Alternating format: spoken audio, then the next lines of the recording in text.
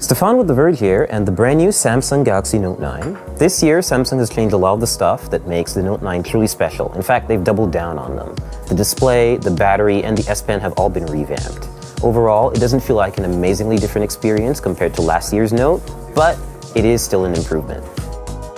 It's an evolution more than a reinvention, but this could end up being the Galaxy Note that fans of the line have always wanted. The Note 9 looks almost identical to last year's model, except the fingerprint sensor around the back is now below the camera and easier to reach. It comes in blue and pink, and if you get the blue model, it comes with a bright yellow stylus. It has an ever so slightly larger screen than last year's Note 8. 6.4 inches versus 6.3 inches. Everything else is the same. So there's a headphone jack, water resistance, wireless charging, USB-C, and of course, a Bixby button. The more substantial changes to the Note 9 are elsewhere, starting with the largest battery that's ever been in a Note phone.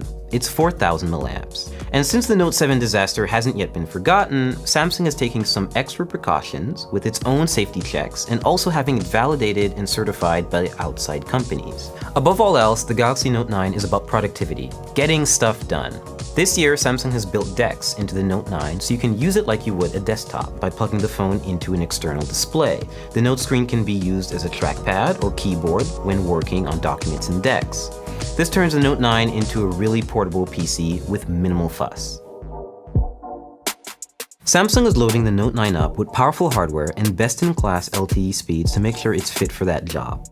There will be two models of the phone, a 128GB storage option with 6GB of RAM, and the top-end 512GB version with 8GB of RAM. That much memory should make the Note 9 a true multitasking champ. The Note 9 runs on the Snapdragon 845 processor, but Samsung says it has made improvements to the GPU. There's even a new water carbon cooling system in the Note 9, which is supposed to keep it cool when you're playing games, like, you guessed it, Fortnite. I even asked the Samsung rep if there really is water inside of the Note 9, and it turns out, yes there is. The rear camera is pulled right from the Galaxy S9 Plus and has the same dual aperture capabilities with the secondary lens for portrait shots.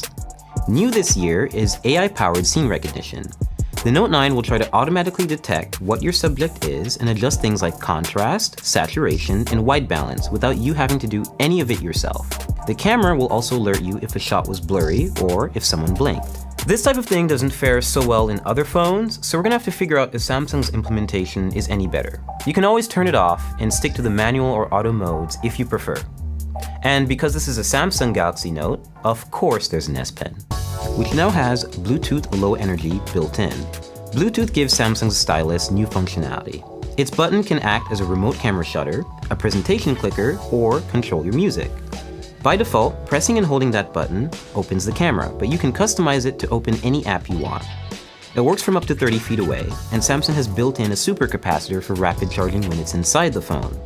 You should never have to worry about the S Pen's battery life. Pre-orders for the Note 9 start on August 10, and it ships on August 24th. The 128GB model is $999, and the 512GB version is $1,249. But Samsung is cramming everything it can into the Note 9 to make it feel super powered and super productive.